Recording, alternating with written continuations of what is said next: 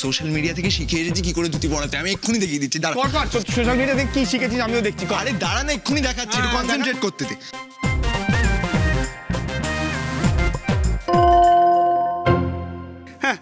একটা ফোল্ড করতে পারছে না, ধুতি পরাবে। দেখ দেখ, হ্যাঁ বড় বড় বাতেলা। আরেকদিন যদি বাতেলা দেখেছি আমি। না দাঁড়া না, তুই বুঝতে পারছিস না। আমি যে ভিডিওটা দেখেছিলাম না, ওটা কি ছিল মানে নিজে ধুতিটা পরে এরকম সামনে এইভাবে মানে অন্যকে কি করে পরাতে আসে বুঝতে পেরেছি। সেটা এখন চেক করে নিচ্ছি, তারপরেই পরিয়ে দেবো। আরে মানে বুঝতে পেরেছি। তুই একটা কাজ কর, তুই না ওটা ওইদিকে গিয়ে চেক কর, আমি করে নিচ্ছি, ঠিক আছে? নিজে নিজে যা।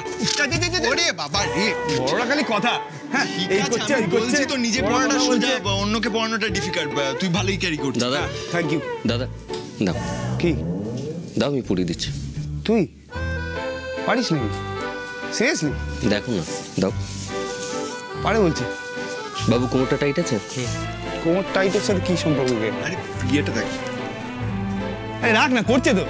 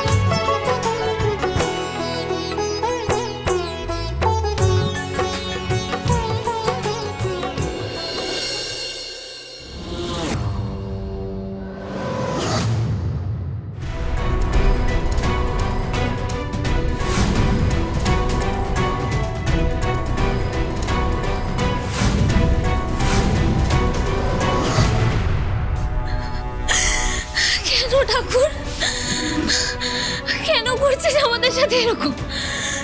একটা বলের মতো একবার এদিকে ফেলছিস, একবার ওদিকে ফেলছিস। গরিব বলে কি আমাদের জীবনে কোনো দাম নেই? কোনো দাম নেই। না না না না,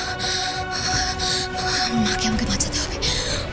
মাকে আমি কথা দিয়েছি, মায়ের সব অপূর্ণ স্বপ্ন আমি পূরণ করবো। আমার মায়ের সাথে কোনো অন্যায় হয়ে থাকলে তার প্রতিকার আমি করব। মায়ের সব কথা না জেনে আমি কোথাও যাব না, কোথাও যাব না। আমি এখান থেকে কোথাও যাব না। জয় গুরু।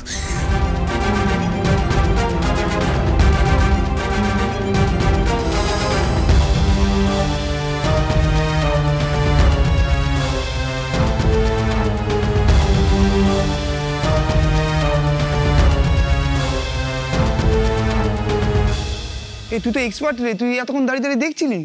আগে ধরলেই পারতিস। আমাদের এত আমরা তো কষ্ট করছিলাম। আমি দাঁড়িয়ে দাঁড়িয়ে অনেক কিছু দেখছিলাম ও লক্ষ্য করছিলাম। দাদা তোমরাকে আনন্দ করে ধুতি পরাচ্ছ, কিন্তু মুখের দিকে তাকিয়ে দেখেছো মুখটা বাংলার 5 করে আছে।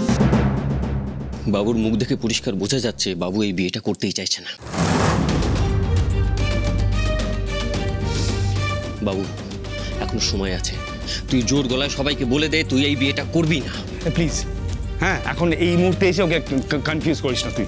আমি কনফিউজ করছি না দাদা, আমি আসলে বুঝতে চাইছি বিয়েটা হলে কার ভালো হবে, আমাদের ফ্যামিলির ভালো হবে, আমাদের আত্মীয় স্বজনের ভালো হবে, নাকি বাবু পৌশালীর ভালো হবে। আসলে কারোরই ভালো হবে না, ফালতু নাটক হচ্ছে একটা। মাঝে কথা বন্ধ কর তুই।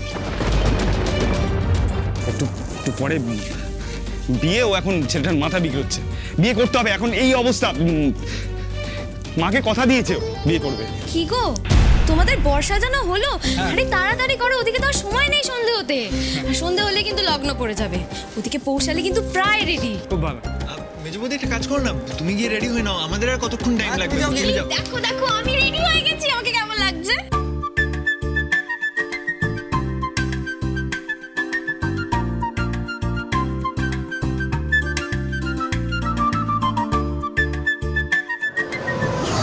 বাহ কি সুন্দর লাগছে তোমাকে পৌশালী। যাক বাবা, শেষ পর্যন্ত তাহলে তোমাদের বিয়েটা হচ্ছে। হ্যাঁ দিদিভাই, এখনো অনেক কিছু বাকি আছে। বাকি? কি আবার বাকি? এই তো তোমার সাজ প্রায় শেষ, আর ওদিকে তো বাবু এতক্ষণে রেডি হয়ে গেছে, সব হয়ে গেছে। এবার তোমরা দুজন মিলে ডিরেক্ট পিড়িতে গিয়ে বসবে। এই বিয়ে কিন্তু আর কেউ আটকাতে পারবে না, এই বিয়ে হবে। আমার আশা ভরসায় জল ঢেলে ফড়িং উড়ে চলে গেল। এখন সারা জীবন তোমাকে তেল দিয়ে চলতে হবে আমায়। বাহ বোন, তোমাকে তো খুব সুন্দর লাগছে। সত্যি সত্যি খুব সুন্দর লাগছে।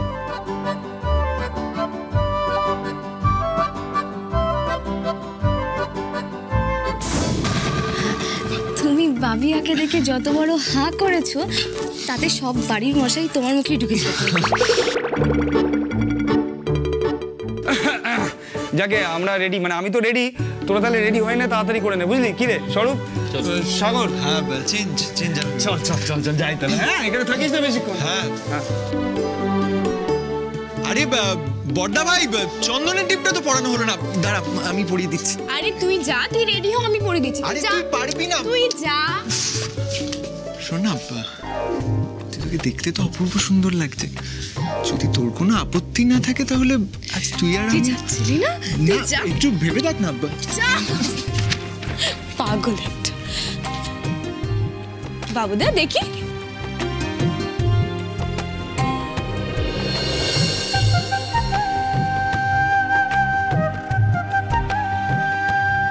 কি হয়েছে বাবুদা? Mood of?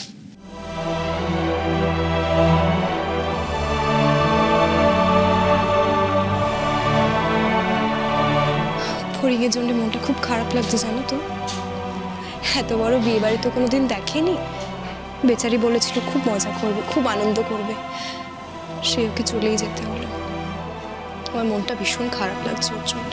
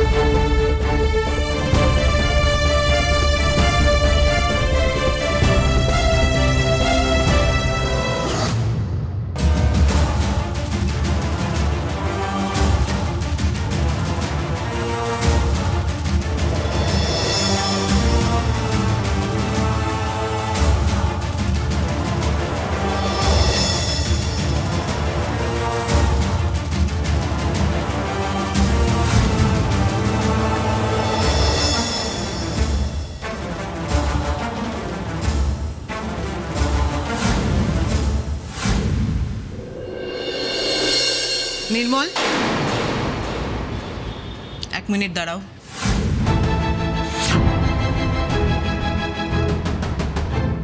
কেন দাঁড়াবো কেন?